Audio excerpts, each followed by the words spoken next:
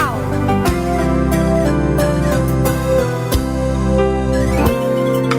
Vinde, alunos, vinde estudar. Vai começar agora no seu rádio a nossa Escola Dominical. Escola Dominical. Escola Dominical.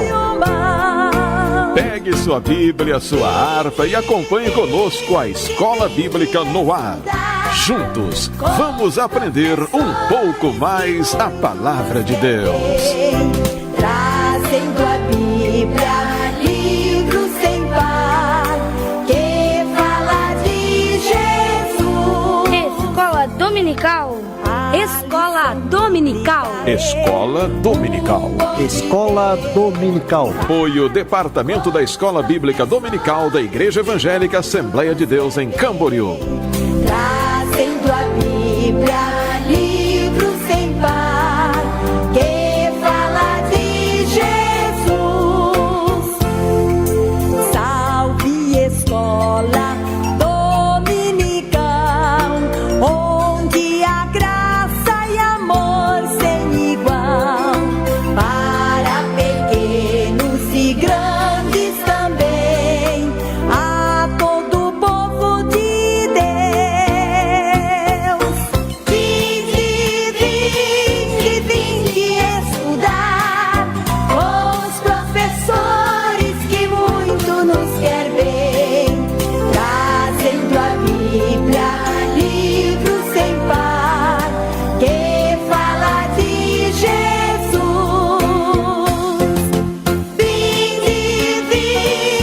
Vinde estudar com os professores que muito nos quer bem, trazendo a Bíblia, livro sem par, que fala de Jesus.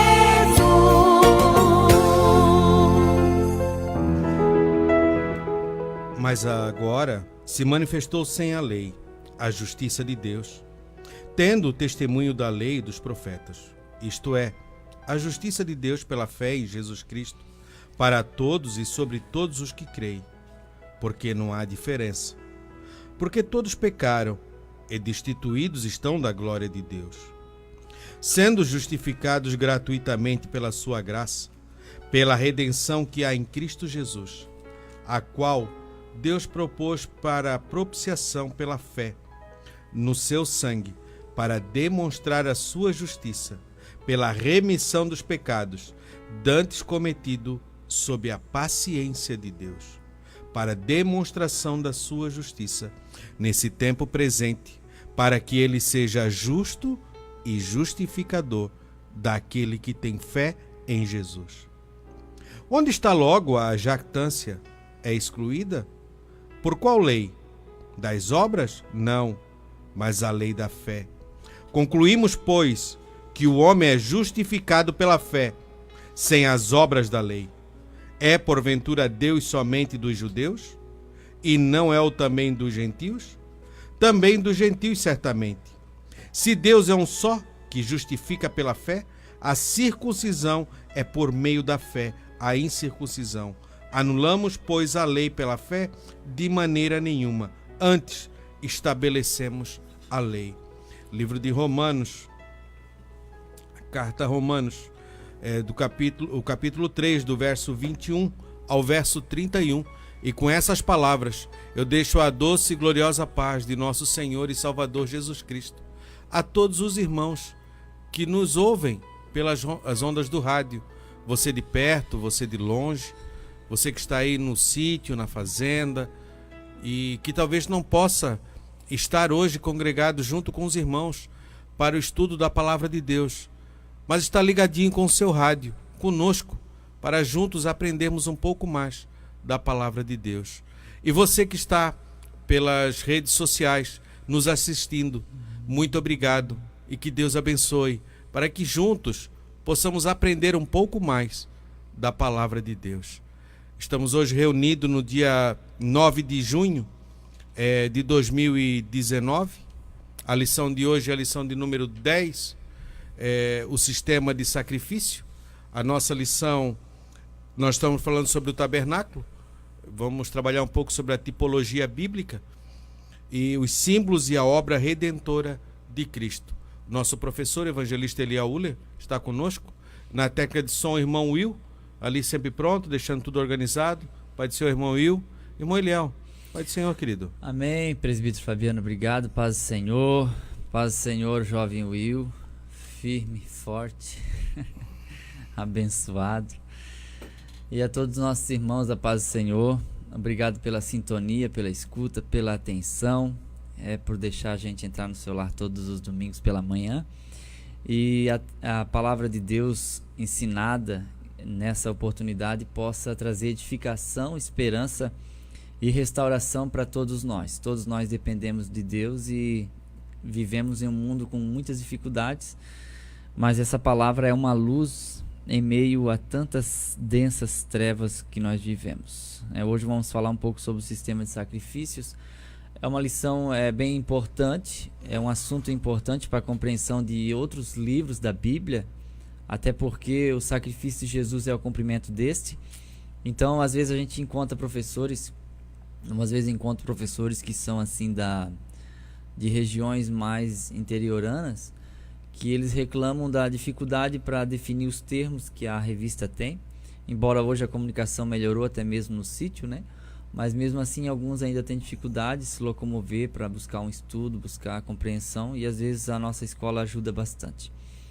Então o assunto, ele como eu disse aos irmãos, ele não é de fácil entendimento, mas a gente procura falar com clareza, ressaltando a importância dele. Está na Bíblia, é Levítico. As pessoas fogem de Levítico. Tem gente que diz assim: eu vou ler a Bíblia toda, e começa Gênesis, gostoso de ler, História, Êxodo, maravilha.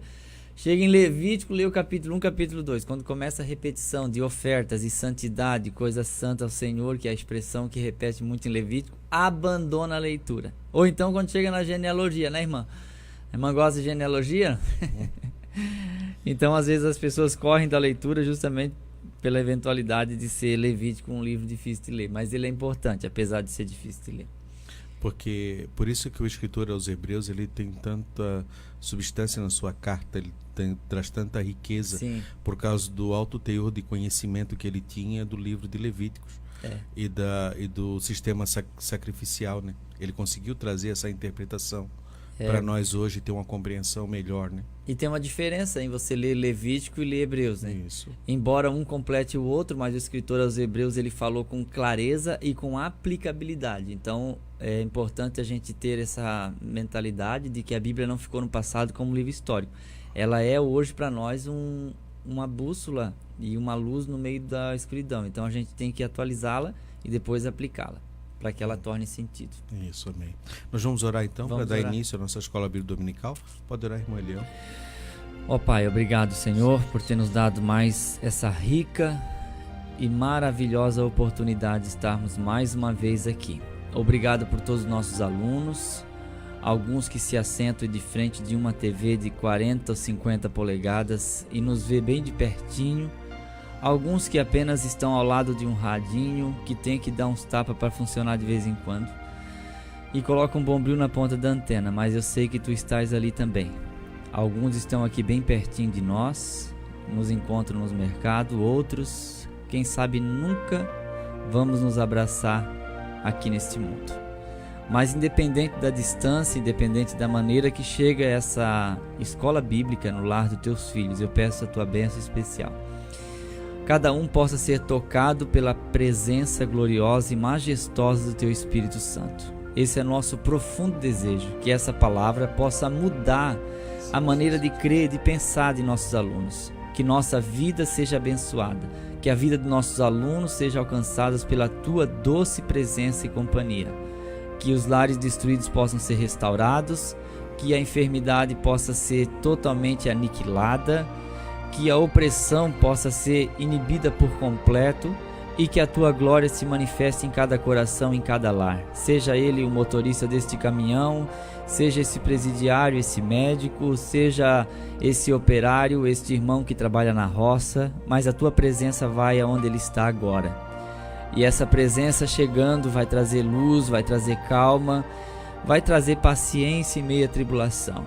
as dificuldades chegaram, mas a tua palavra chega junto, o teu amor derramado em nosso coração é restaurador, confortante e nos dá esperança para continuar vivendo. Deus, não deixa que esse homem ponha fim à sua vida, que essa mulher dê fim à sua vida, mas entregue a ti, Senhor, está para que tu venha fazer alguma coisa para mudar esse pensamento e essa maneira de agir. Deus, em nome de Jesus, nós apresentamos todas essas necessidades e outras tantas que existam, que a gente não citou porque não lembramos agora, mas tu sabes. Resolve, Pai, entra com a tua mão. Em nome de Jesus, obrigado. Amém e amém. Lição de número 10. Hoje nós comemoramos o Dia do Pastor, né? É hoje, né? O Dia do Pastor, hoje, né? Dia isso. 9 de junho. Segundo domingo de junho. Isso. Então, os pastores que nos ouvem, Nosso abraço. o nosso abraço, e que Deus possa estar sempre iluminando e conduzindo e guardando nesse mundo tenebroso, porque os pastores carregam uma grande responsabilidade sobre os seus ombros e muitas vezes não são compreendidos e não são entendidos, porque a gente levanta muito o dedo para estar cobrando e dizendo das obrigações, né? Mas dificilmente eles encontram um ombro amigo para que possam descansar a cabeça e conversar, para que possam se recarregar as suas forças, né? Então, nesse dia, que seja lembrado o dia do pastor. O nosso texto áureo se encontra no livro de Romanos 3:25, que diz assim: sendo justificados gratuitamente pela sua graça, pela redenção que há em Cristo Jesus, a qual Deus propôs para propiciação pela fé no seu sangue, para demonstrar a sua justiça pela remissão dos pecados, dantes cometido sobre a paciência de Deus. Uma coisa interessante, eu quero deixar depois para o irmão Eliel comentar sobre esse, mas o próximo versículo até que eu li, para demonstração da sua justiça neste tempo presente, para que ele seja justo e justificador daquele que tem fé em Jesus. Geralmente quem pratica a justiça, ele traz condenação àquele que praticou o erro. Por isso que incomoda. Isso, ele traz justiça. O que me veio à mente foi uma sala de aula, onde se tem aí 20 alunos, né? E 19 alunos não querem nada, não estudam, não fazem nada, mas tem um aluno que ele estuda, se esforça e busca aprender, e chega na hora da prova, ele tira uma boa nota, enquanto os outros tiram nota muito abaixo da média. Aqueles 19 vão se voltar contra. Ficam revoltados. Porque se todos os 20 tivesse tirado nota abaixo da média, não poderia, o professor ia vir a condenação, né? Por que retirava? E havia uma pergunta sobre aquele professor que estava ensinando. Mas agora, por causa daquele único aluno que fez o que era correto, fez o que era justo, cumpriu a sua obrigação, ele trouxe condenação àqueles que não fizeram. Assim era a lei.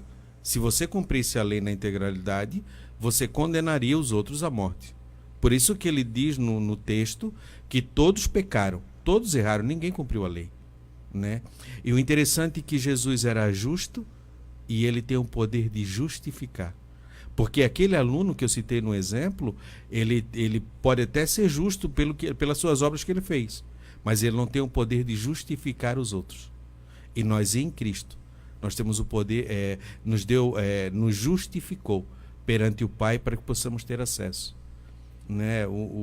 Como o sacrifício de Cristo nos trouxe uma liberdade e uma condição diante do Pai. Devemos cuidar disso. Pode falar. É bem colocado esse seu pensamento, presbítero Fabiano. E é interessante que esse aluno que ele tirou nota boa no meio de 19, ele não serve para condenar os outros, como Cristo tem esse poder, embora Jesus veio para salvar, porque ele não é perfeito. Por exemplo, se ele tira 10 numa sala de aula, é possível que ele tire nota baixa em outra matéria. Isso. Dificilmente alguém vai tirar 10 em tudo. Então, não há perfeição completa. Por isso que Jesus, a justiça dele incomodou os fariseus e os religiosos da época, que se reuniram junto com os principais do Sinédrio e pediram aos romanos que o matassem, porque a justiça dele atrapalhou. Hoje, uma coisa que eu sinto falta nos púlpitos, bastante falta mesmo, em todos os pregadores e até aqueles que eu ouço no YouTube, lá um ou outro que fala, não é sobre o arrebatamento não, irmãos. É sobre a importância do caráter. A gente vê poucas pregações falando da importância do caráter, relacionada à preservação da família e tal. E a gente vê muita promessa de prosperidade, a gente vê um conteúdo muito grande de você é amado de Deus, você está no coração de Deus, essas coisas assim. E a gente vê pouca confrontação. E o evangelho, ele é confrontante. Isso. E a justiça de quem pratica o ato de justiça, a Bíblia diz que é escândalo para o que pratica a injustiça. Isso. Por exemplo, quando você devolve o troco, você estacionou em uma vaga de idosos, percebeu que é vaga de idosos, você dá ré e dá mais uma volta na quadra para encontrar outra vaga, para muita gente isso é loucura, porque é rapidinho. É só vou parar ali. Entende? Só que quem pratica o correto, às vezes se torna escândalo para o incorreto. Porque eu estava ouvindo um professor falando a respeito de características brasileiras que são mal compreendidas ou não compreendidas, principalmente na Europa. E uma das coisas que os europeus não entendem de nós brasileiros é o tal jeitinho brasileiro. É você saber que não pode e mesmo assim todo mundo faz. Você contorna aquilo, você dá o seu jeito, né? Porque em alguns países, dos 50 países da Europa, a maioria deles, se uma lei diz que não pode andar sem capacete, ninguém vai andar sem capacete porque a lei diz isso. Não é? E no Brasil a gente vê que isso ocorre, as pessoas continuam andando sem capacete ainda. Não pode andar sem cinto de segurança, não pode a criança fora da cadeirinha, mas tem gente que anda. Falar ao celular dirigindo, isso. Né? E outra coisa é a enjambração, a gente resolver tudo com Durepox, com Super Ciano, com Super Bonder, com um pedaço de fita, com um pedaço de barbante, um elástico, né? Aí a borracha da geladeira parou de funcionar, perdeu o ímã, não fecha mais. Aí a pessoa vai lá e amarra um elástico provisoriamente. E aquilo fica 1 ano, 2 anos. Provisório para sempre. Compra outros elásticos para amarrar a porta, mas não compra a borracha da geladeira. Então isso é outra característica que os europeus não entendem na gente, sabe? Então a gente às vezes não compreende o que o reino dos céus ele tem uma ética. Ele tem uma ética. E essa ética é justamente o certo, o que está no padrão bíblico. E quando a gente pratica isso, incomoda. Mas Jesus praticou a justiça. Jesus olhou para os menos favorecidos, aqueles que a religião da época havia abandonado. Isso. E aí, nesse caso, ele irritou.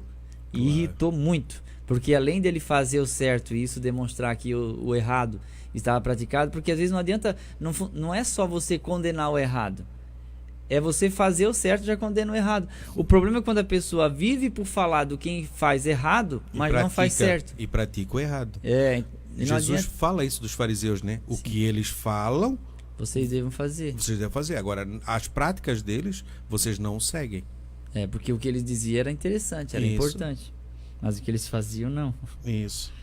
Outra coisa também, um ponto que eu queria colocar aqui, irmão Eliel, no Romanos 3:25, que nós lemos, que diz assim, ó, sendo justificados gratuitamente pela sua graça. Em nenhum texto bíblico nós vamos encontrar que é de graça, e sim pela graça. É pelo favor imerecido. Essa graça aqui não tem nada a ver com o que a gente tem que é de graça, algo que não tem valor. Esse favor imerecido custou muito caro. Alguém pagou um preço muito alto e de boa vontade ele lhe deu. Porque não é boa vontade dos homens, é boa vontade de Deus aos homens. O cartão lá que o cartão não é isso, não é boa vontade dos homens a Deus, é boa vontade de Deus aos homens. Paz na terra aos homens de boa vontade, né? A gente lê nos cartões, mas é paz na terra, boa vontade para com os homens. Isso. Então nós temos que cuidar dessa preposição, né? Antes, né? Não. Não mas essa palavra antes, então é pela fé. Nós devemos ter cuidado disso. Pela graça. E não é de graça, não é de qualquer maneira. Existe um ritual. Como Deus colocou lá no princípio, Moisés, tudo quanto eu te mostrei, você faz. Você faz da forma como eu te falei. Foi a mesma coisa que aconteceu com Arão. Quando os filhos deles apareceram e foram mortos, e Arão ficou, ficou triste, ficou magoado com aquilo, e Moisés disse, olha, é como tinha falado. Existe o ritual, existe a forma. Então a gente tem que cuidar com isso. A gente não deve achar que é de graça, de qualquer forma, eu vou lá e tenho. Não.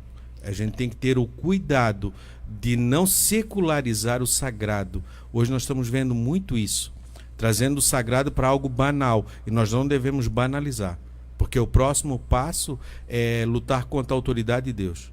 Porque uma coisa é nós pecarmos contra a santidade de Deus. Davi pecou contra a santidade de Deus quando ele erra, mas Saul não pecou contra a autoridade de Deus, e aí não teve misericórdia da parte dele. Ele não alcançou, ele não conseguiu chegar a isso. É a nossa verdade prática. Jesus Cristo executou na cruz o sacrifício perfeito, obtendo, por meio de seu sangue, de uma vez por todas a redenção eterna para todos os que creem nele. Jesus Cristo executou na cruz o sacrifício perfeito, obtendo, por meio de seu sangue, e de uma vez por todas a redenção eterna para todos os que creem nele. Um comentário, irmão Elião? Então a nossa leitura bíblica se encontra no livro de Levíticos, capítulo 1, do verso 1 ao verso 3, do capítulo 2, do verso 1 ao verso 3, o capítulo 3, do verso 1 e 2, e o capítulo 7, do verso 1 ao verso 2. E primeiro a carta a João, capítulo 2, do verso 1 e verso 2. E chamou o Senhor a Moisés e falou a ele a toda a congregação, dizendo: Fala aos filhos de Israel e dize-lhes: quando algum de vós oferecer oferta ao Senhor, oferecereis as vossas ofertas de gado, de vacas e de ovelhas. E se sua oferta for holocausto, de gado oferecerá macho, sem mancha, à porta da tenda da congregação a oferecerá, de sua própria vontade perante o Senhor. Agora Levítico 2, dos versículos 1 ao 3. E quando alguma pessoa oferecer oferta de manjares ao Senhor, a sua oferta será de flor de farinha. Nela deitará azeite e porá o incenso sobre ela.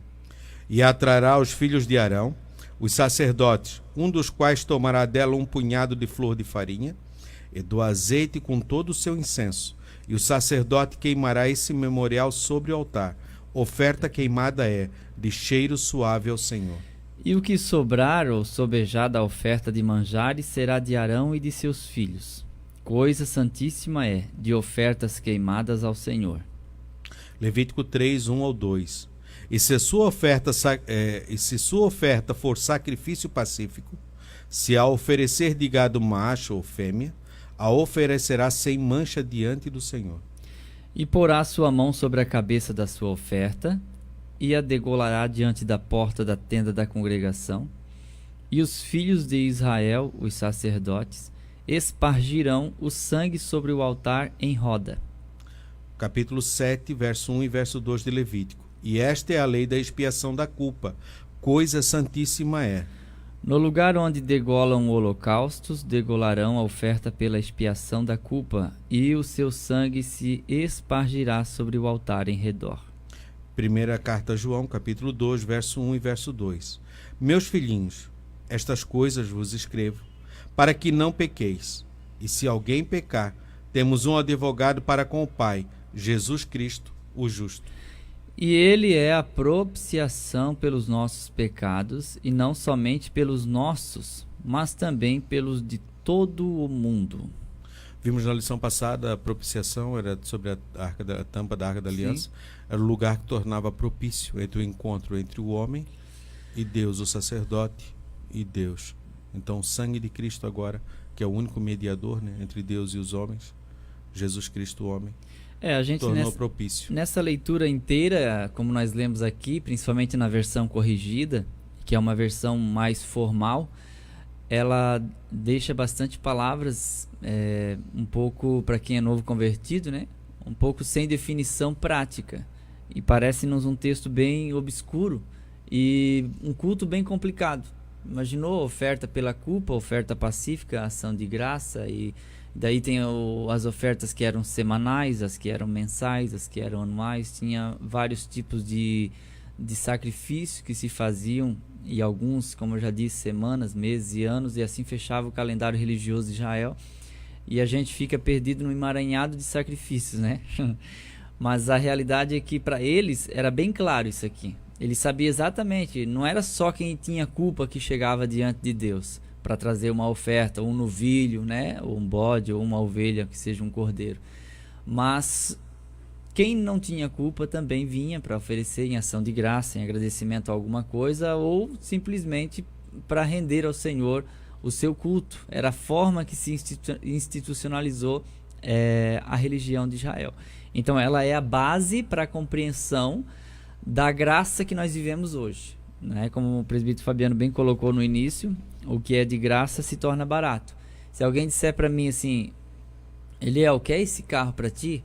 A primeira coisa que eu vou pensar é, deve ter tanta multa que se eu pagar a multa dá para pagar um carro e meio desse. Primeira coisa. Porque a gente costuma dizer que aquilo que é muita esmola, né? O santo desconfia, né? Isso é um ditado antigo, né? E a gente não pode baratear a graça por causa disso. O que a graça é para nós, custou um preço para aquele que se entregou. Então, por isso a gente deve valorizar o momento. Por isso devemos pedir para que o Espírito Santo crie essa consciência dentro de nós do que foi realmente o sacrifício de Cristo e o sofrimento. Eu não entendia, durante muito tempo eu não entendia, né, lá na minha adolescência, por que morrer na cruz? Por que sofrer tanto? E por mim? Mas o que eu fiz para merecer que alguém sofra por mim? Daí com o tempo, aprendendo basicamente pela palavra de Deus, eu aprendi o que fazia necessário que alguém morresse. E aí a gente vai entender. Como que a gente vai entender? Passando por Levítico. Por isso que é fundamental. Fundamental é fundamento. Isso. É aquilo que é o alicerce. A base da redenção começa com sacrifícios levíticos. Isso. O verso 1, o capítulo 1 e o verso 3, no seu final diz assim, ó, de sua própria vontade perante o Senhor. Isso. Ele ofereceu sacrifício. Hoje nós não oferecemos mais o sacrifício porque Jesus fez isso aqui por nós na cruz. Mas de sua própria vontade ele reconhecia que ele tinha errado e pecado. E hoje isso é necessário.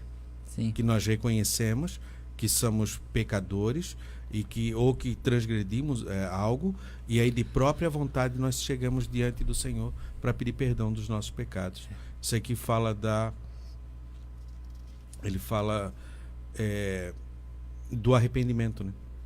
A nossa introdução, antes de ser uma resolução de Moisés, o sistema de sacrifício estabelecido em Israel foi ordenado por Deus. Os livros de Êxodo e de Levítico apresentam com precisão as instruções como eles deveriam ser apresentados a Deus dentro do tabernáculo. Nesta lição, veremos como esse sistema foi praticado e desenvolvido até que chegasse ao supremo e suficiente sacrifício de nosso Senhor e Salvador Jesus Cristo, a expiação do Calvário. Calvário é o lugar onde Jesus foi crucificado, né? Que é chamado Gólgota no outro idioma também, que é o lugar da crucificação. Físico, geográfico, um monte chamado Calvário, que ficava fora da cidade de Jerusalém. E vicário é sacrifício substituto. São palavras que a gente precisa estar sempre falando para que fiquem lembradas para sempre. A redenção é o preço que se paga pelo escravo para que ele fique livre. Isso foi o que Jesus fez por nós, sendo nós escravos do pecado. Ele pagou esse preço para que nós ficássemos livres do pecado. Ou seja, hoje eu pratico o que eu quero porque Deus me deu o poder de resistir aos desejos pecaminosos pelo poder do Espírito Santo. Humanamente isso é impossível. A mesma coisa a remissão, só que a remissão tem um sentido um pouquinho diferente. A remissão é assim: alguém roubou meu celular e eu sei onde a pessoa mora. Aí o meu celular, que custa R$1.000, ele vai vender por 50 para comprar 5 pedras de crack, e eu sei disso. Então eu vou até a casa dele e digo: quanto que você vai vender o celular? A 50. Eu dou 100 pelo meu celular, para você não vender para outro, porque todos os meus arquivos estão aí e eu preciso muito desse celular. Então ele me vende o meu celular, que já era meu por direito, porque a nota fiscal está no meu nome, só que agora eu vou lá e compro de novo. Então assim, tudo era dele por direito de criação, mas ele, pela remissão, ele comprou-nos novamente através do seu sacrifício. Ninguém pagou um preço mais alto por nós, e ele conseguiu, através do seu sacrifício, atrair a ele quem ele quis, ou pelo chamado do seu Espírito Santo. E agora sim nós somos dele, porque ele nos comprou. Amém. A oferta voluntária, o holocausto. O conceito de holocausto. A palavra holocausto no hebraico, olá, significa levantar, fazer subir, que ascende. Vimos esse conceito em lição anterior, mas em relação ao altar do holocausto. Aqui estamos analisando a apresentação do próprio sacrifício do holocausto. Nesse sentido, essa oferta era apresentada pelo sacerdote no altar, de onde um cheiro suave subia às narinas de Deus. Era um modo antropomórfico, isto é, uma figura tipicamente humana para referir-se a Deus. E olha que eu li essa palavra umas 20 vezes, quando eu estava para tentar quebrar a língua e de novo... É que a gente é acostumado a falar antropomorfismo, agora antropomórfico já muda um pouquinho. E tem outra palavra que é antropopatismo também, que elas são praticamente primas, que elas estão relacionadas às figuras humanas em Deus. Então, antropomórfico é o cheiro suave que sobe até as narinas de Deus. Isso é uma linguagem meramente humana. Antropo, homem. Mórfico, é morfo, é forma. Então, a linguagem é tipicamente humana, descrevendo que o animal em cima de uma churrasqueira, um altar, tá? O fogo embaixo queimava aquela gordura, aquela fumaça que subia chegava até Deus em forma de sacrifício cheiro suave, que era para Deus, para o Senhor. Então, quando Deus aceitava essa oferta, né, o ofertante atingia seu objetivo. É como a gente costuma falar hoje na nossa dispensação. A oração passou do teto. Chegou até o trono. Deus respondeu. O céu desceu. Entendeu? Então essa aceitação que era muito usada no Antigo Testamento, assim, que ache eu graça aos teus olhos, que era uma expressão de que eu seja agradável a ti, é o cheiro suave que sobe. Então antropopatismo é quando é sentimento. As pessoas sempre me perguntam, Eliel, mas por que, se a Bíblia diz que Deus não é homem para que minta, nem filho do homem para que se arrependa, em Números 23, 19? Por que em Gênesis 6,6 diz, e arrependeu-se Deus ter feito o homem? Justamente porque a Bíblia não foi escrita em linguagem celestial. A Bíblia é de conteúdo celestial, doutrinariamente falando, mas a linguagem, a escrita é humana, com palavras humanas, para descrever a divindade. Então você pegar o sobrenatural e tornar isso em um texto para ser lido, tem que passar por uma adaptação para que haja compreensão. Então a palavra arrependeu-se lá no hebraico é entristeceu-se, que continua sendo um sentimento humano. Isso. Deus não está sujeito a sentimentos humanos. Já imaginou Deus descontrolado no céu, quebrando tudo, jogando o trono em cima dos anjos e descendo aqui para matar todo mundo? Deus não é descontrolado. Deus é equilibrado, porque Ele é a essência de si mesmo. Ele é autoexistente.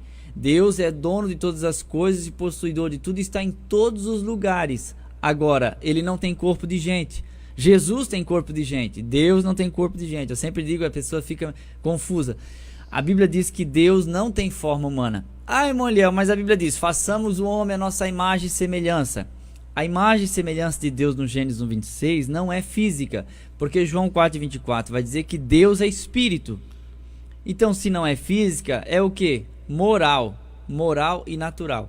A semelhança e imagem natural é a capacidade de agir, querer, pensar e raciocinar, que Deus nos deu a sua imagem e semelhança, que somos diferentes de qualquer outro ser vivo. E a nossa imagem e semelhança que Deus colocou para nós, que é a moral, que é a que Adão e Eva tinham no Éden, antes de pecar. Certo, o que é errado. Certo, eles eram perfeitos. Perfeito. Eclesiastes 7:29. Deus fez o homem perfeito. Aí nós hoje não somos perfeitos, mas pelo advento da morte de Jesus, nós alcançamos a justiça de Deus, não pelo mérito nosso, mas pelo sacrifício de Cristo, que cria entre nós e Deus uma camada de sangue de Cristo, metaforicamente falando, tá, irmão? Para que quando Deus olha para nos destruir, Ele entendeu que alguém pagou o preço porque a gente viva. Isso. E essa pessoa é o Cristo. Então por isso que há essas duas linguagens, que são bem simples, mas a Bíblia tem 22 figuras de linguagem, não se assuste, essa é só 2, falta 20 ainda. Por isso que quando a pessoa diz, eu conheço a Bíblia, já li ela toda, peraí, né, como é que você faz essa leitura, né? Então a palavra holocausto, que é acender, subir, e olá, que é a palavra olá, também tem um sentido de ser queimado. Isso. A palavra no seu conjunto holocausto, todo queimado. porque se oferecia a Deus um animal que era totalmente queimado ao Senhor, ou seja, ele era imprestável para outras coisas, ele era exclusivamente para o Senhor, aquele animal. É claro que existia uma diversidade de ofertas que eram entregues pelo povo, mas a de holocausto era queimada. Isso, toda queimada. Toda queimada. O que era a oferta do holocausto? Basicamente, a oferta apresentada no altar do holocausto podia ser animais como boi, ovelha, cabra, pombinhos ou rolinha. Cada vítima era queimada no altar. Era um tipo de sacrifício que apontava para a vítima perfeita, o Cordeiro de Deus, que tira o pecado do mundo. João 1:29. Isaías 52:13 e 15, Filipenses 2, do 5 ao 8 e Hebreus 12, do 2 ao 3. Uma coisa interessante em Levítico, irmão Eliel, na liturgia, que quando o pecador ele chegava à tenda da congregação com a sua oferta, o sacerdote analisava a oferta. Sim. Não analisava O ofertante, porque o ofertante já era pecador, ele já estava impuro.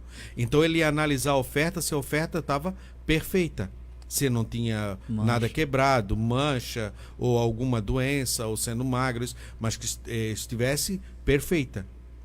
E aí a pessoa, o pecador, colocava a mão sobre a cabeça. E aí havia uma transferência. Então o pecado do pecador transferia-se para o animal, e a pureza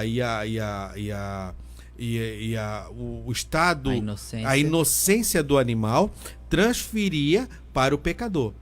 Que agora era uma troca de lugar. E aí o sacerdote vinha e degolava e derramava o sangue. Porque sem derramamento de sangue não há remissão de pecados. Então o pecador é uma sentença, é morte. Você pecou, distanciou de Deus, é morte. Então há essa transferência. Com Cristo, é isso que aconteceu conosco, né? Sim. O nosso pecado foi transferido para Ele. E a sua inocência, a sua justiça e a sua inocência veio para nós. E aí dentro de nós é gerado um novo ser. E esse novo ser é que vai herdar a vida eterna. Ele literalmente troca de lugar com a gente. É o que acontece com Abraão e Isaac. Onde está o cordeiro, já que o cutelo e a lenha está aqui. Deus preparará para si o cordeiro. E aí deita Isaac, levanta o cutelo e o anjo diz: Abraão, Abraão, agora sei que temes a mim. Aí ele olhou, preso entre os matagais, um carneiro. Não era um cordeiro, era um carneiro. Então o cordeiro que Abraão disse não era aquele. Era o cordeiro, profeticamente, de Cristo. Por quê? Porque carneiro não é um animal de 1 ano. Carneiro é o macho da ovelha adulto. E o cordeiro deveria ser cordeiro. Por quê? Era até 1 ano. Por isso que Cristo é o Cordeiro de Deus. Ele morreu na flor da idade. Se Jesus tivesse envelhecido, provavelmente alguém diria: isso não é cordeiro, é um carneiro. Mas ele é o Cordeiro de Deus. Então, e outra coisa importante que está nesse tópico aqui é sobre a diversidade de ofertas. Poderia ser boi, ovelha, cabra, pombinhos ou rolinhas. Quando a gente lê a história de Jesus no dia da sua apresentação, que Simeão apresentou ele no templo, a gente vê que foi levado o mínimo que a lei exigia, que era 2 rolas ou 2 pombinhos. Porque José e Maria eram pobres. Não vem com história de que eles eram milionários, ricos, que tinham uma empresa, que Jesus tinha uma fabriqueta de móveis, que vendia móveis para o Egito e vendia móveis para outros reis, e com isso ele tinha uma casa na praia, na beira da praia de Cafarnaum. Você acha que ter uma casa na beira da praia de Cafarnaum no tempo da Bíblia é a mesma coisa que ter um apartamento em Balneário Camboriú? Não tem nem cabimento você falar uma coisa dessa. Então, assim, querer provar com texto isolado que Jesus era milionário e que ele quer que nós todos sejamos milionários também, é uma falácia completamente desassociada da Bíblia. Se Jesus estava na beira do mar, naquele tempo, em uma casa em Cafarnaum, não significa que ele era milionário. Se ele fosse, com certeza ele não precisaria da ajuda das mulheres, que a Bíblia diz que elas sustentavam financeiramente o ministério dele. Então, assim, José e Maria levaram o mínimo que a lei ofertava. Por que a lei exigia o mínimo e também o máximo? Para que todos ofertassem.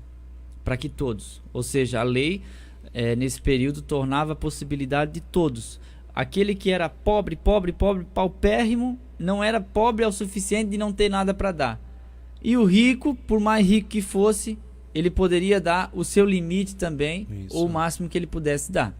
Então todos eram proporcionalmente alcançados e poderiam se chegar ao santuário para oferecer a sua oferta. É isso que deve existir na atualidade. É isso que deve existir na atualidade.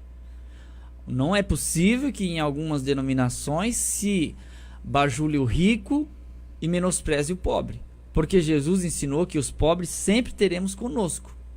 Então, a gente tem que entender que o evangelho não é o evangelho de uma classe, de um nível social. Ele é o evangelho das classes sociais. Ele é o evangelho abrangente, que atinge a todos. Se você tem amigos apenas do seu nível social e você não pode descer um pouco do pedestal para apertar a mão de alguém, se a sua faxineira, você crente salvo em Cristo, deixa ela para comer a comida gelada depois das 2, 3 horas da tarde, ao invés de chamá-la à mesa para tomar a refeição, você não está andando segundo Jesus. Não está andando segundo Jesus. Jesus não faria isso. Então é importante que se pense nisso. Você tem o pagamento da pessoa, sabe que é o 5º dia útil do mês, fica enrolando até o dia 10, você precisa prestar atenção nesse lado aí. Falta alguma coisa. Falta o quê? Pagar no dia. Você tem o dinheiro. A Bíblia manda fazer assim.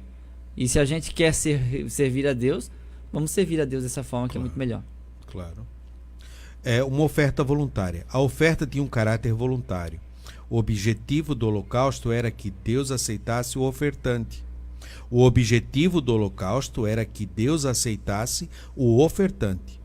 Essa aceitação dependia de a oferta apresentada pelo sacerdote ser aceita diante de Deus. Assim, o ofertante colocava a mão sobre a cabeça da vítima a ser sacrificada, transferindo para si os benefícios do sacrifício.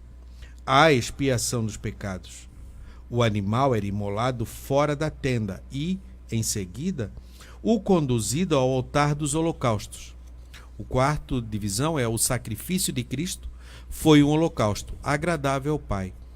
2 textos bíblicos apresentam essa verdade. Efésios 5:2 diz: Cristo vos amou e se entregou a si mesmo por nós, em oferta e sacrifício a Deus, em cheiro suave. E também Hebreus 9:13-14.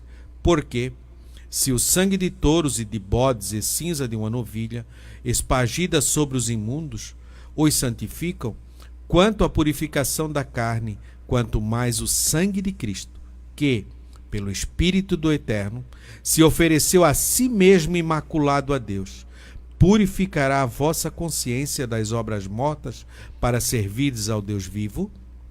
Trata-se, pois, de uma imagem perfeita de como fomos reconciliados com o Pai, mediante o sacrifício de seu amado Filho, 2 Coríntios 5:19.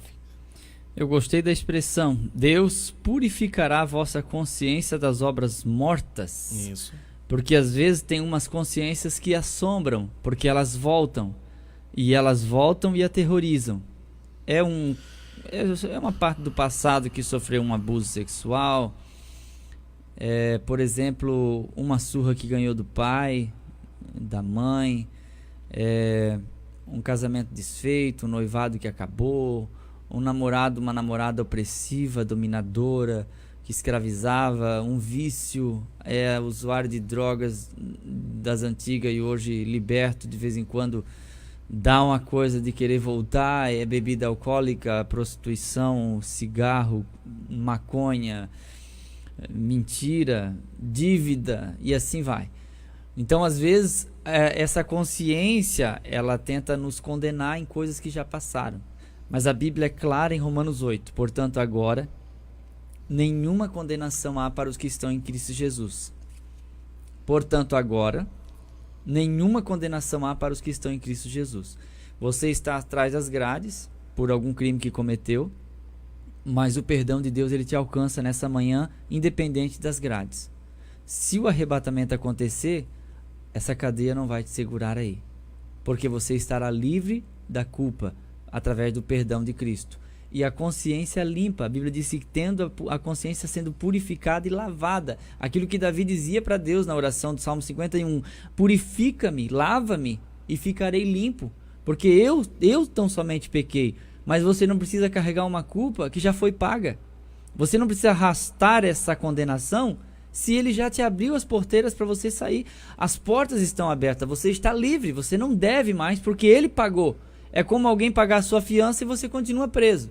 Então, assim, que nessa palavra Deus possa colocar um ponto final nessa autocondenação que você vive.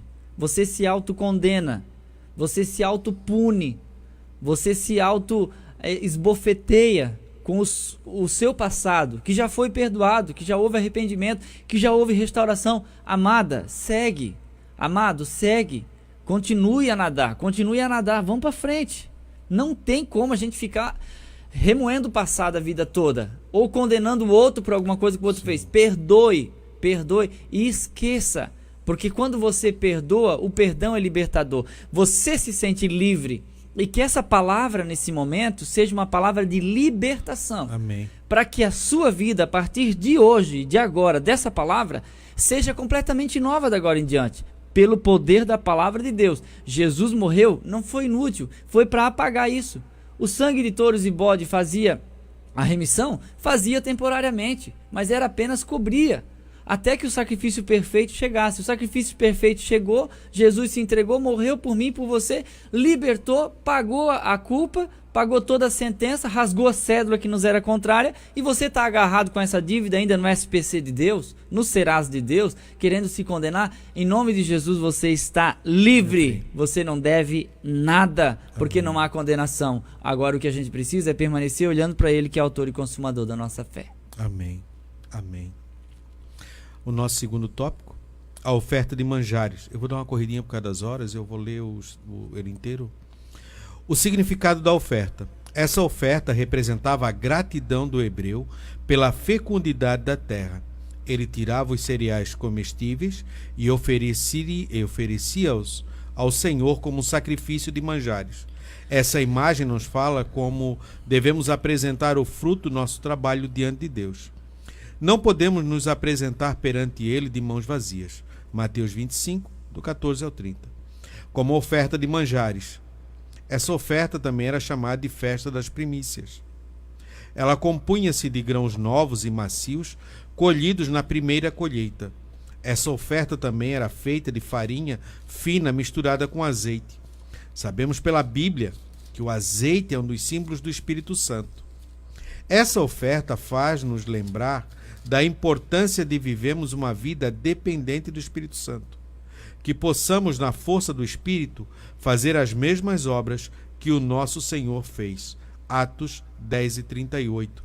A oferta aponta para um alimento espiritual. A palavra de Deus diz que o nosso Senhor é o pão vivo que desceu do céu. O trigo que foi moído para se tornar o nosso alimento espiritual. João 6, 33 e 35. Logo, da mesma forma que Israel obedeceu a ordenança divina de apresentar a oferta de manjares diante de Deus, nós somos instados por Cristo a alimentar-nos dele. O testemunho do Senhor é verdadeiro. João 5 e 30 e 8 e 28. Irmão Eliel? Primeiro é o significado da oferta. Estava relacionado à gratidão que o povo tinha pela fecundidade da terra. A terra produziu, então o que é cereal era entregado a Deus em forma de dízimo, de oferta de gratidão. Isso. Para dizer ao Senhor, obrigado pela chuva, obrigado por ter dado um solo arável que a gente pudesse plantar e colher aquilo que a gente conseguiu plantar. O que acontecia no período do juízo é que eles plantavam e os inimigos, medianitas e outros mais, pisoteavam e destruíam tudo que eles produziam e que eles plantavam. Era um povo que vivia basicamente da agricultura, então a festa do Pentecostes era justamente para lembrar-lhes um ao outro, em gratidão a Deus, de que tudo isso provinha de Deus. Era o agradecimento. Então esse é o significado.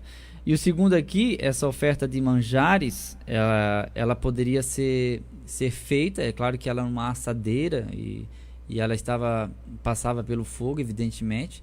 Oferecia-se oferta de cereal, que uma parte era dos sacerdotes. Então essa oferta ela também era misturada com incenso e o azeite, que é o tipo do Espírito Santo, ou símbolo do Espírito Santo. E é muito importante lembrar que essa oferta deveria ser temperada com sal. Não poderia faltar, na oferta de manjares não poderia faltar sal, está em Levítico 2.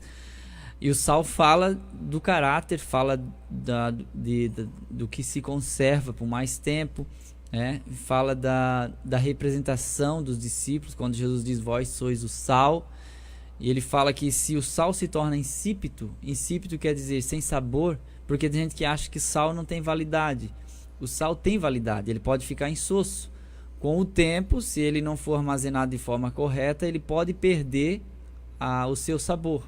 E aí, nesse tempo, usava-se esse sal que perdia o sabor como se fosse areia para pavimentar. Isso. E na pavimentação se pisava, porque era usado justamente para caminhar em cima. Por isso que Jesus disse: se o sal perde o sabor, ele só serve para ser pisado.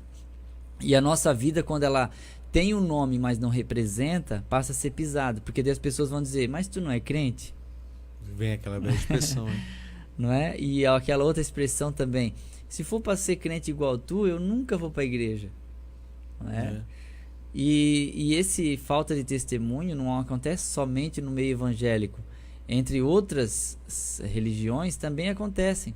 Pessoas que aprendem lá na sua religião como tratar bem e não falar palavrão, e que vivem de forma errada, também são envergonhadas. Porque dizem assim: você não é da religião tal, como é que você fala tanto palavrão?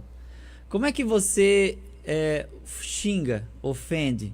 Por que você faz isso? As pessoas questionam isso. Se o sal perde o sabor, só serve para ser pisado pelos homens. Duas coisas que não poderia ter nessa oferta era o mel e o fermento. Provavelmente pelas mesmas razões, já que o fermento ele acabava levedando a massa, mas fazia com que isso durasse menos devido à putrefação, apodrecimento desse alimento. E o mel também tinha uma ação de fermentação no alimento. E alguns acham que está relacionado à mitologia pagã, daquele tempo, que se usava mel para ofertas a deuses pagãos, mas, no meu ver, essa proibição está relacionada ao fogo, já que essa oferta de cereais, de manjares, ela era colocada em uma assadeira. Alguns acham que era uma espécie de forno ou frigideira, né, que era feita com óleo para fritar esse alimento. Então, o mel e o fermento, eles não combinariam com o fogo, porque logo após isso ele iria modificar esse alimento, né? E ele acabava estragando e poderia fazer mal. E Deus se preocupava com isso também. Deus se preocupava com comida azeda, Deus se preocupava com uma oferta de qualidade, Deus se preocupava com uma série de coisas e detalhes que a gente hoje acha que Deus não está nem aí, né? Uma casa suja, a gente acha que Deus não vai olhar. Imagina, uma casa suja, fralda de criança jogada para todo lado, um quintal mal arrumado cheio de madeira podre jogada, prego para tudo que é canto, não é? Lixo que o lixeiro não levou, que está lá jogado. Tem gente que não se importa com isso, mas nós, como salvos em Cristo, sabemos que a nossa casa precisa estar limpinha, sem lixo jogado, bem arrumadinha. A gente diz: mas eu sou pobre, lá em casa a gente não tem piso, mas é terra, chão batido, tá bem varridinho, A gente aqui não tem copo de vidro, mas é caneca de alumínio, mas foi passada areia, tá areada, tá limpinha. Eu lembro do Mário Cortella, que ele falou que ele ia no interior quando era secretário da Educação de São Paulo, e ele chegava lá e ia na casa daquelas pessoas bem simplesinhas, bem pobres, com aquelas panelas tudo penduradas na parede, e ele ia tomar água, pegava aquela caneca, na hora que acabando a água ele conseguia ver o rosto no fundo da caneca, que passava areia. Pobre, mas limpinho, né? Pobre que tem roupa de ver Deus, que tem aquela roupa diferente pro domingo, que põe roupa para guardar, que pendura no varal, que ela fique sequinha, que passa com ferro à brasa. Irmãos, não importa o nível social, limpeza, higiene. A gente rica que é porca, gente. É porca, gente relaxada. Gente que não tem um pingo de higiene, que não se importa com nada, que joga papel na rua, que é mal educado, que joga lixo em rio, beira de estrada. Tem gente que vem pra escola dominical com lixo no porta-mala para jogar na beira de rio. E cantou aqui na escola dominical: servimos ao Senhor, ao único que é digno de receber a honra e a glória, e você jogando lixo na natureza, não é? Gente que desmata a área que é de preservação, que acha que não tem problema. Se é proibido pescar por lei, tá pescando, e não pode caçar e caça, e fica aquele rolo sempre. Irmãos, vamos cuidar da natureza, E se você tem um animalzinho, cuide dele também. Ninguém deixa cachorro passar fome, amarra cachorro com fio de luz. Agora parece que está proibindo, né? Estão proibindo amarrar cachorro com corrente. Mas tem gente que amarra cachorro com fio de luz no sol, a água do cachorro verde, a água quente, não cuida do cachorro magro e está servindo ao Senhor. Está servindo ao Senhor. Claro que você não tem que tratar cachorro igual gente, mas dá um mínimo para esse animal. Né? Tem um passarinho numa gaiola, mas a água está podre, está azeda, está debaixo do puleiro. O animal defeca dentro da água e está bebendo a mesma água. E a pessoa não se importa, não se liga disso aí. Não é? E são detalhes. E Deus olha para isso. No Antigo Testamento, Deus olhava os detalhes. Por que agora Deus vai parar de fazer isso? Criança que não foi trocada, às vezes fica o dia inteiro com a mesma fralda, dá alergia, dá coceira, dá inflamação. Ah não, mas chora assim mesmo. Às vezes a criança está chorando porque está com sono, aí apanha porque está chorando e não entende a linguagem da criança. Quando a criança está com manha, ela está passando algum sinal. Ou está com sono, ou está com fome, ou está com sede, ou está mijada, precisa trocar e assim por diante. E quando a gente entende isso como servos de Deus, sábios em Cristo Jesus, a vida funciona melhor. Marido e mulher está reclamando, está resmungando, está chateada, sabe, é TPM, irmão, não fique incomodando, deixa, amanhã ela está melhor. O marido está estressado, se estressou no trabalho, está ganhando pouco, não conseguiu atingir a meta e tal, chega em casa estressado, a irmã fica cutucando, deixa, irmão, deixa que a pouco daí uma hora ele está calminho, você vai lá, a mulher sábia edifica a sua casa. A tola derruba com as suas mãos. Deus quer que nós vivemos uma vida sóbria, justa, piedosamente. Que nós possamos socorrer as pessoas que estão próximas a nós, ser boas pessoas com nossos vizinhos, porque tem gente que não se dá com vizinho nenhum. Deus o livre um dia que precisar de uma assinatura para fazer uso capião. Deus o livre, que Deus guarde. Porque nem o de trás, nem o da esquerda, nem da direita, nem de qualquer lugar vai assinar. Por quê? Chegou na política, brigou. Ah, porque eles são católicos. Ah, irmão, eles são espírita. E o que tem, irmão? E o que tem? O que tem? Você não pode conversar, você não pode dar um bom dia, você não pode levar um pão lá naquela casa, você não pode dar alguma coisa, abençoar a vida de alguém, abençoe, ministre a bênção, seja crente na prática, não só de nome, porque a gente que é religioso no íntimo, mas despreza o essencial que é o amor e a misericórdia. Que vivamos, irmãos, de modo decente e honesto, na presença de Deus, de maneira sábia e inteligente. Exposição linda. Nós vamos agora para o quarto tópico. O que era a oferta pacífica? A oferta pacífica, o sacrifício pelo pecado e o dia da expiação. Agora a primeira pergunta, o que era a oferta pacífica? Era um sacrifício em que o ofertante imolava o animal, tirando porções especiais e separando-as do sangue e da gordura do animal. Em seguida, o sacerdote espargia o sangue do animal imolado ao redor do altar, em sinal de propiciação pela vida do pecador. Depois, os miúdos do animal eram queimados no fogo do altar, e assim, tanto o sacerdote quanto o ofertante e sua família comiam a carne nobre do animal imolado. Essa oferta significava literalmente um presente oferecido a Deus e demonstrava a comunhão e a felicidade com o ofertante e com o Pai. A simbologia da oferta pacífica. A oferta pacífica aponta para a nossa reconciliação com o Pai. A palavra de Deus mostra que o nosso Senhor promoveu a paz entre o homem e o Criador. Porque foi do agrado do Pai que toda a plenitude nele habitasse e que, havendo por ele feito a paz pelo sangue da sua cruz, por meio dele reconciliasse consigo mesmo todas as coisas, tanto as que estão na terra como as que estão no céu. Colossenses 1, 19 e 20. Isso demonstra que o Senhor foi a oferta pacífica para reconciliarmos com o Pai, tornando-nos assim a nossa paz. Isaías 9 e 6. Então tem uma definição, irmã Eliel, do que era a oferta pacífica e a simbologia.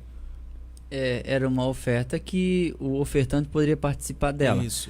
A gente vê, por exemplo, um exemplo muito clássico, 1 Samuel capítulo 1, Eucana, Ana e Penina, que quando eles vinham das montanhas de Gileade, de Ramataim Zofir, e eles chegavam em Siló, que era onde estava o tabernáculo, que foi estabelecido o tabernáculo depois da peregrinação, foi em Siló, depois é que Davi transferiu para Jerusalém, mas estava em Siló, em que Eucana dava uma porção excelente a Ana. Ali demonstrava que uma parte do sacrifício que era oferecido a Deus, O ofertante, em especial o que vinha de longe, ele tinha o direito de se alimentar da parte desse sacrifício. Então essa era a oferta pacífica. Eles se alimentavam juntamente com os sacerdotes, e isso formava o que? O elo familiar. Quando a Bíblia diz que a tua mulher será como árvore frutífera às rodas da tua casa, aos lados da tua casa, e teus filhos como planta de oliveira à roda da tua mesa, está falando justamente da comunhão familiar. E esse momento de mesa, comunhão, assentar-se, comer do sacrifício de oferta pacífica juntamente com sua família, está relacionado à unidade familiar. O momento da refeição para o judeu era sagrado. Os judeus, eles, de acordo com os arqueólogos e pesquisadores do tempo, como o Dr. Rodrigo Silva, ele sempre diz que os judeus eles usavam uma mesa baixinha, de meio metro de altura, um pouco mais, e assentavam-se ao chão e se alimentavam com as mãos. Mas eles todos davam graças e comiam juntos. E na refeição se usava-se assim, de uma forma memorial, como se fosse um ato sagrado. Evitava-se fofocar, falar mal e disciplinar os filhos, porque era um momento único. Então é uma coisa que a gente traz para nós. No momento da refeição, a gente não tem que estar discutindo com os filhos sobre as notas escolares, se a menina está ou não namorando com um menino que não é crente, se a esposa está realmente dando conta da casa e da vida, se está saindo e voltando a hora que precisa ir e voltar, se o marido está realmente andando dentro do esperado, né, como um homem de Deus e tal. Não é momento para isso, é momento de alimentar-se. Depois que acaba a refeição, então, por quê? Porque senão gira um momento de estresse. E alguns usam o momento da refeição para falar mal do pastor, aproveitando que hoje é dia do pastor. Às vezes se fala mal do pastor, se fala mal da igreja, e aí vai se formando uma ideia negativa da igreja na mente dos filhos. Então, a gente guarda esses comentários para outra hora, em outras ocasiões, assim por diante. O momento da refeição é sagrado. Eu concordo que a família deveria se reunir. Hoje está difícil. Eu acho que nunca houve um tempo tão difícil da família se reunir para se alimentar quanto agora. Porque cada um tem um smartphone, tem um tablet, tem um celular, e aí um vai para um quarto, tem uma televisão, o outro vai para o outro, tem outra televisão, e aí um acordou mais tarde, tomou café 11 horas, não vai almoçar, então vai comer só às 3, então ficam entre e sai na cozinha, porque não existe um padrão, não se segue uma regra. E às vezes você põe a comida para a criança de 2, 3 anos, ela não quer comer aquela hora, então o que você faz? Você guarda aquela comida, e depois que ela procurar comida, você não dá besteira. Você pega aquele prato, esquenta e diz, essa aqui é a sua comida, você vai comer essa comida. E aí aprende, a criança vai aprendendo a comer, se alimentar sempre no mesmo horário. E a gente vai padronizando. Então são poucos lares que mantêm isso. É importante que a gente padronize, não é? Que não fique aquela coisa que você chega na cozinha, pega a toalha assim, empurra a toalha com um vaso que tem em cima, até no meio da mesa, e pega aquela pontinha da mesa ali, você faz a sua refeição sozinho. E eu detesto fazer a refeição sozinho. Eu detesto, eu não gosto, e nem minha esposa, nós não gostamos. E ninguém come enquanto eu não chegar. Por isso que eu já venho do horário sempre no mesmo horário. Eu não passo em lugar algum. Se eu quiser ir num comércio, eu tenho que ir depois de chegar em casa. Porque todos esperam o momento de eu chegar para comer. Porque eu não gosto de comer sozinho, e a minha esposa também não. Então quando ela sai, ela precisa estar em casa 15 para 5 horas para deixar tudo pronto, porque nós temos esse hábito de comer juntos. Então ela já faz o café, já fez o bolo, comprou o bolo, já comprou o pão, já deixou tudo arrumadinho. Quando eu chego já está tudo pronto, e é um momento de muito prazer, isso, de alegria, porque eu estou o dia todo fora, né? Isso traz comunhão, né?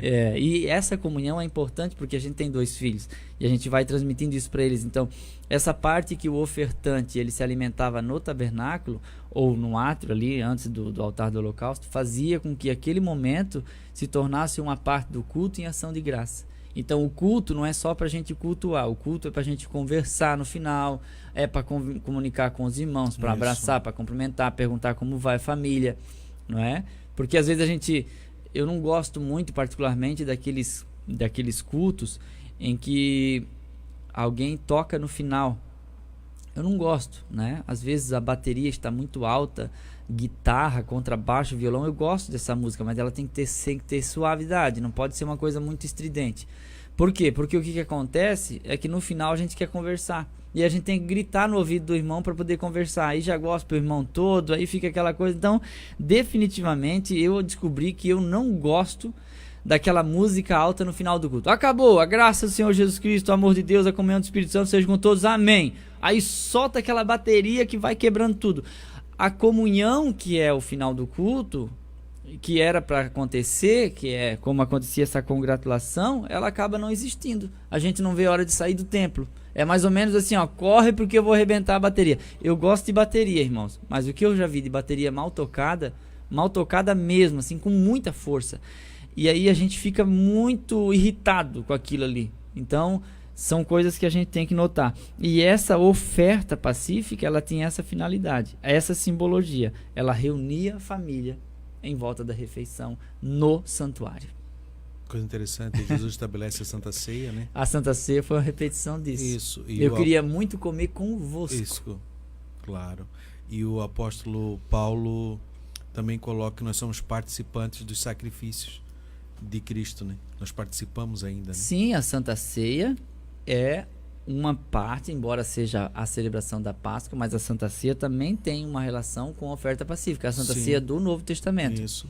Porque a do Novo Testamento, a Santa Ceia, não era uma parte de pão que a gente come hoje e um cálicezinho pequenininho para fazer memória do corpo e do sangue de Cristo, mas era uma refeição chamada a refeição ágape, Isso. que era a festa do amor.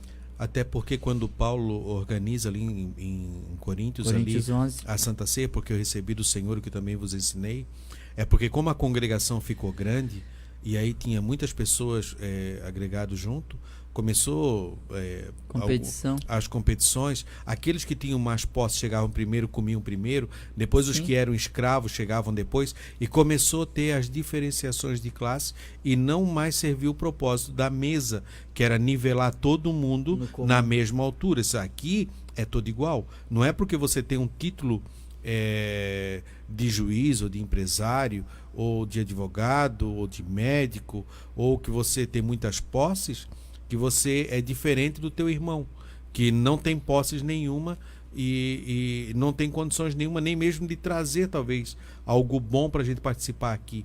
Mas aqui sentado à mesa, todos têm a mesma altura. A tua condição pode ser diferente dele. Você pode até ter uma condição financeira melhor do que ele, mas você é igual a ele.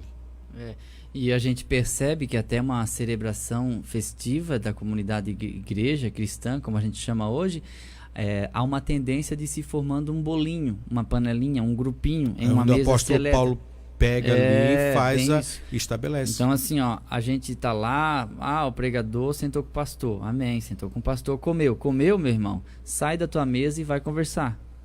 Mas eu já conversei com o pastor. Então, assim, você vai ficar só conversando com o pastor, o pessoal também quer conversar com o pastor e também com você. Então, uma coisa que a minha esposa sempre me cutuca, e ela sempre fala, Eliel, tu já conversou com o pastor, né? Então, assim, agora levanta e vai conversar com os outros irmãos, porque alguns ali gostariam de falar alguma coisa contigo. Embora a gente não é superior a ninguém. Só que eu detesto quando se formam aqueles grupinhos isolados que ficam às 3 horas da refeição juntos e dali vão embora e não conversam com mais ninguém. É um evangelho distorcido. Isso. Porque a finalidade é que a gente possa congratular e desfrutar da companhia um do outro. Por que eu tenho que escolher um lugar para meu amigo, como diz a Helena Tanur, né? Você se assenta aqui, coloca a bolsa do lado e ninguém pode sentar. Tá reservado, irmã. Tá reservado para quem? Que a minha amiga... Não, mas calma lá. A sua amiga folgada que ficou retocando a maquiagem no hotel é melhor do que essa irmã que veio para cá às 6 da manhã e está desejando se assentar aqui. Bolsa não dá glória a Deus, bolsa não dá aleluia, bolsa não vai para o céu. Então tira tua bolsa e põe no chão e dá esse lugar para a irmã. Que conversa é essa, ficar guardando lugar? Isso é ridículo, isso é estranho demais. O nosso terceiro aqui, o que era a oferta pelo pecado. Diferentemente das outras oferendas, as ofertas pelo pecado e pela culpa eram obrigatórias. Elas identificavam a natureza pecaminosa do homem. Alguém que necessitava apresentar a Deus algo por seus pecados. Esse sacrifício era feito fora do arraial. O animal teria de ser imolado fora do acampamento hebreu. A Bíblia mostra que o nosso Senhor Jesus foi morto fora de Jerusalém, fazendo-se pecado por nós. Então nós temos aqui 11 e 12. Eu vou ler a grande expiação. Vai. E aí nós completamos. Levítico 16 narra o mais importante dia para o povo judeu, o dia da expiação. O dia em que todo judeu devia observar um jejum e não fazer qualquer trabalho. Esse dia é ainda hoje observado por eles, como o Yom Kippur, o dia do perdão. O dia da expiação era a data em que o sumo sacerdote apresentava o novilho por si mesmo e por sua família, Levítico 16 e 6, e um bode pelo povo, Levítico 16, 7 e 10. No Santo dos Santos, aspergindo o sangue das vítimas sobre o propiciatório, Levítico 16, 11 e 19. O rito apresentava a mais importante oferta pelo pecado de toda a nação. Esse rito aponta para o nosso grande dia da expiação, no Calvário, quando Jesus Cristo, nosso Senhor, exclamou na cruz: está consumado.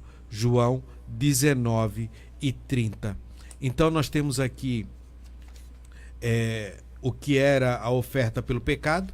Então, mas tinha um dia que o sumo sacerdote se apresentava a Deus, fazia sacrifício por si e sua família, Sim. né? Se tornava digno através daquele sacrifício do primeiro. Depois ele entrava no Santo dos Santos e oferecia. Depois ele voltava e fazia o outro sacrifício, que era por toda a nação. E se esse sacrifício fosse bem aceito, todo aquele ano do povo prosperaria, viria chuva, as colheitas eram boas, tinham vitória sobre os inimigos e tudo mais. Então tudo aquilo representava, e esse dia era o grande dia. O povo se preparava para esse dia. Não era algo qualquer, costumeiro, que acontecia e que também gerava uma grande expectativa, né? Para que houvesse resposta, né? Nós vimos isso Zacarias, né? Quando ele entra no templo, como está demorando, talvez venha alguma resposta. Era a teologia da época, né? Porque muito tempo não vinha resposta, né? Olha, será que não tem alguém que entra aí e traga uma resposta de Deus para nós? Será que Deus ainda nos ouve? Será que Deus ainda está conosco? E aquilo ali é que trazia a resposta, né? Deus está conosco. E se Deus está conosco, nós estamos firmados e temos tudo à nossa disposição.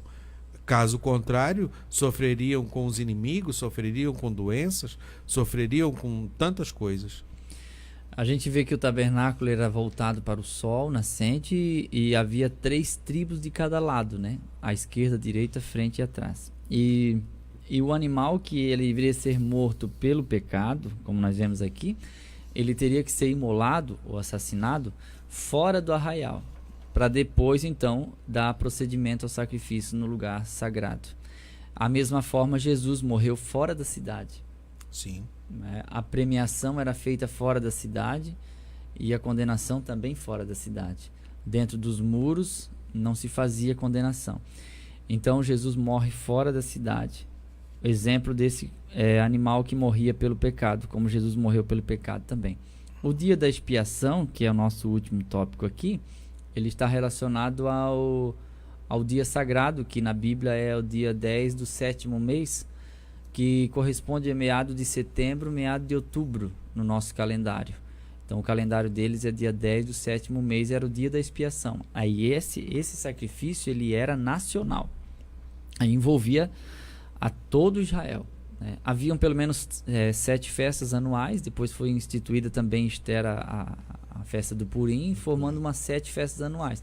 Mas tinha as 3 principais, que era Tabernáculo, Pentecostes e Páscoa, que os homens naquela época deveriam apresentar-se a Deus pelo menos uma vez no ano, deveriam apresentar-se perante o Senhor. E no dia da expiação, então, era o dia festivo, era a maior expectativa do ano.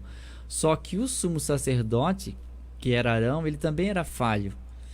E uma coisa que era retomada, creio eu, na mentalidade do povo, era o fato de que Arão, há uns anos atrás, havia fabricado um bezerro de ouro para que o povo adorasse.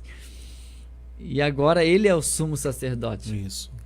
Aproveitando que hoje é dia do pastor, o pastor ele tem uma coisa que eu acho um pouco injusta em relação ao pastor, porque parece que pastor não pode falhar, né?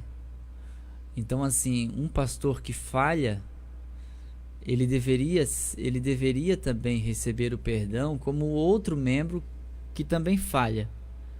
Aí o povo de vez em quando até perdoa, mas não esquece. E não olha do mesmo jeito para o pastor que já errou. E eu vejo assim em Arão um aprendizado sobre isso, porque a primeira oferta que ele fazia por si era um bezerro. Isso. Um bezerro, como ele tinha feito um bezerro de ouro. E a segunda oferta então era um bode. Então, um bezerro por ele e um bode pela nação. Então, eu creio que quando ele pegava aquele bezerro, ele lembrava. E Deus dizia a ele assim: bom, você fez um bezerro de ouro hoje, você funciona como sumo sacerdote, vai matar um bezerro e vai levar esse sangue para dentro do lugar santíssimo e vai aspergir sobre a arca.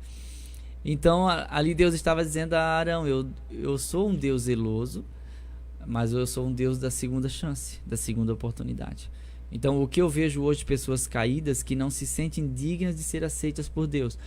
E eu não vejo portas fechadas nesse aspecto, porque todo pecado é perdoado. De repente você não vai exercer mais um ministério como antes, quem sabe, por, sei lá, perda de autoridade, perda da posição, perda de poder, sei lá. Mas você pode sim ser uma pessoa influente e que vai ser um caráter restaurado e Deus vai levantar. Por que a gente vive achando que não tem mais jeito? Por que tem alguns pecados que a gente acha que não tem perdão? E aqui a gente aprende em Arão, né? O dia da expiação, quem entrava lá era o mesmo que havia feito um bezerro de ouro. E agora ele entra com o sangue de um bezerro, primeiro, para oferecer sacrifício por si e por sua família. Porque ele era imperfeito. O problema é que a gente acha que filho de pastor tem que ser perfeito. Filho de obreiro tem que ser. A filha do pastor tem que ser perfeita. Só que ela é gente igual todo mundo. O pastor também tem depressão. O pastor também tem momento de dúvida, momento de frustração. O pastor também compara o ministério dele com o ministério do outro e acha que ele está muito distante, que não atingiu a sua perspectiva, que ele poderia estar melhor, que a sua família poderia ser melhor. Tem pastor que vive essa situação e de vez em quando a gente vê que há pastores que não conseguem administrar isso e acabam, infelizmente, tirando a própria vida, como uma pastora da Quadrangular que a gente viu que jogou-se de uma ponte. Não é porque era da igreja Quadrangular, era uma pastora nossa da igreja, na igreja de Jesus. Faz parte do corpo de Cristo. Né? E quem vai entender isso, não é? Quem vai explicar isso? Eu não estou aqui para definir por que aconteceu, mas às vezes faltou um abraço, faltou uma compreensão, faltou uma série de coisas. Porque é gente. Isso. Porque você está acostumado como pastor a dar, né? Tem que dar. Você tem que ter mensagem para todo culto, você tem que ter palavras, você tem que ter animar o culto, você tem que orar pelos enfermos, você tem que visitar, você tem que... E você, onde você... Quem cuida de quem cuida? Eu pergunto, quem cuida de quem cuida? Quem cuida do pastor que cuida? Para quem ele vai abrir o coração? Ele confia em quem? Porque pastor é uma classe de gente que não confia em ninguém. Porque tem medo que vai ser exposto, né? Mas lógico, porque eu tenho uma fraqueza do pastor, eu vou chantageá-lo, então ele não vai me contar. É a mesma coisa uma pessoa ir no médico e lá para o médico examinar tem que despir sua roupa e fica ali desnuda diante do médico. Pois esse doutor sai pela rua e contando como é que é a pessoa, envergonhando diante dos outros. Então a pessoa tem medo, então tem que ter essa ética. Né? E a gente tem que ser tolerante também com as falhas dos homens de Deus. A gente às vezes não tolera. A gente acha que os homens de Deus não podem cometer nenhum erro, só que eles erram. Às vezes homens de Deus furam um sinal no trânsito, homens de Deus perdem a paciência também. Moisés perdeu a paciência. Homens de Deus são falhos, é isso que eu quero dizer. Filhos de homens de Deus também são falhos. Adolescente, filho de obreiro, é adolescente igual aos outros. E você também já foi adolescente. E cá entre nós, você não era tão bom assim também para estar julgando hoje. É que nós somos esquecidos, mas a gente era bem ruinzinho. Mas graças a Deus que nós estamos libertos. Então isso Arão aprendeu. a depender de Deus. E o povo que antes condenava Arão por ser irmão de Moisés, descobriu na vara que floresceu que Deus, mesmo com as falhas de Arão, escolheu Arão. Isso irritava algumas pessoas, mas Deus havia escolhido. Então, assim, Deus escolhe quem Ele quer, não importa de quem é irmão, primo, cunhado, sogro, genro, sei lá. Deus escolhe quem Ele quer e Ele continua trabalhando. O que a gente precisa é ser radical com nós mesmos e tolerante com os outros, inclusive com a liderança, porque senão não vai ter igreja boa para ti, irmão, porque você sempre vai achar um defeito, porque não existe igreja perfeita. O grande dia da expiação, eu já li aqui, agora é a conclusão, né? Só a conclusão. Nossa conclusão. Nessa lição vimos o quanto era complexo o sistema de apresentação de ofertas para diversos pecados. E o dia anual da expiação, em que o sumo sacerdote apresentava a oferta de Deus, apresentava a oferta pela nação inteira.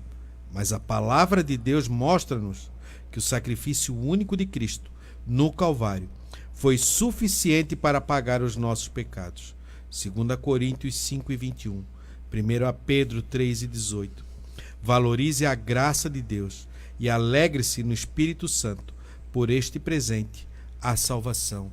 Que seja criado, que seja formado dentro de nós uma consciência livre de culpa, como o irmão Eliel explanou aqui, uma consciência livre e consciente daquilo que o sacrifício de Cristo propiciou para mim e para você.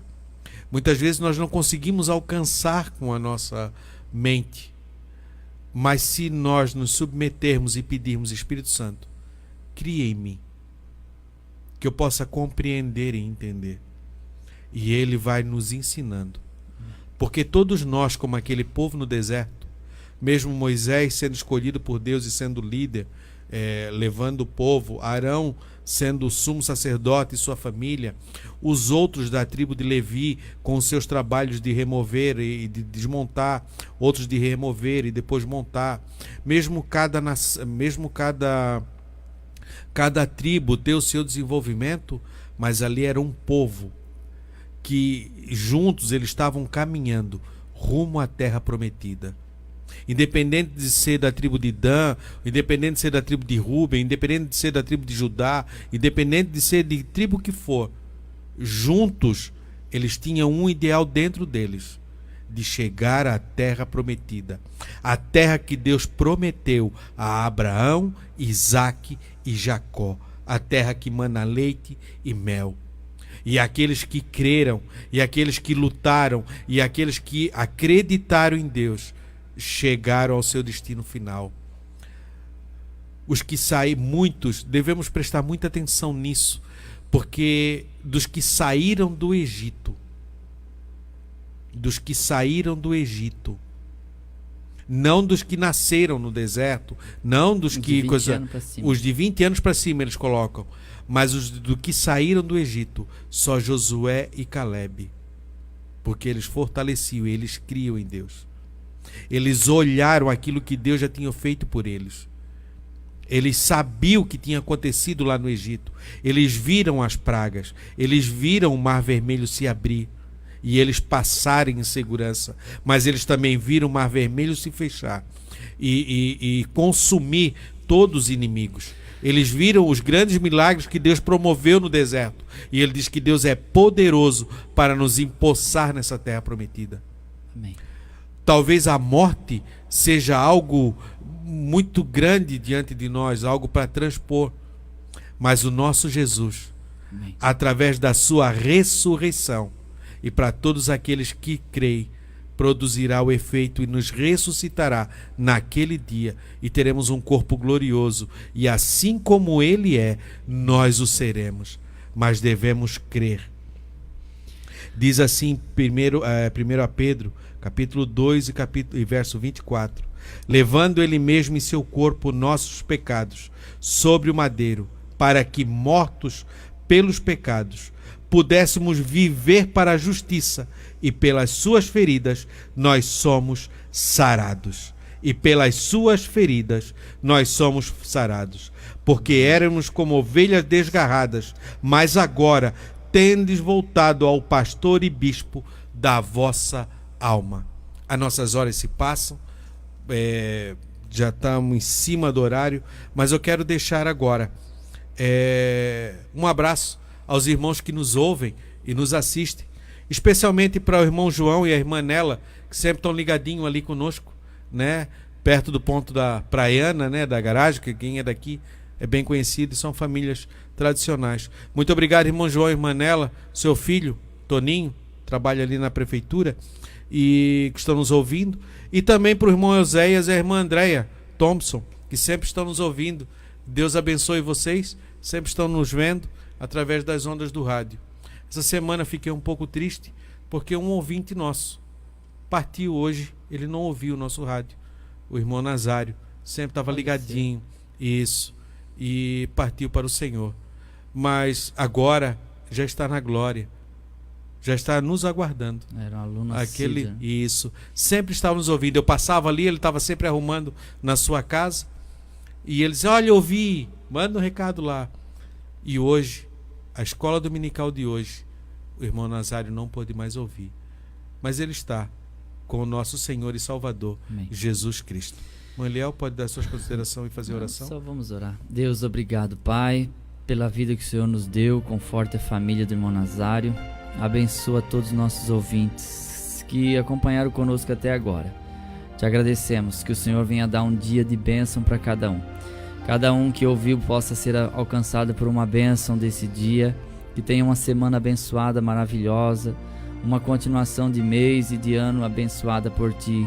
Cada dia que nós possamos levantar, respirar o ar que o Senhor nos deu, acordado e dizer: bom dia, Senhor. Obrigado pela vida. Te louvamos, Pai, em nome de Jesus. Amém. Vinde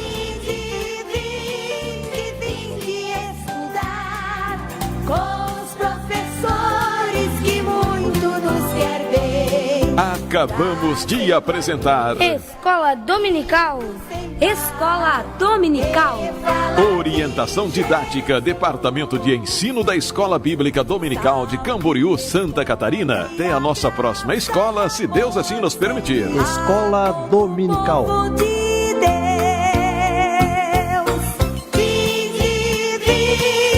vinde estudar com os professores que muito nos quer bem, trazendo a Bíblia, livro sem par, que fala de Jesus.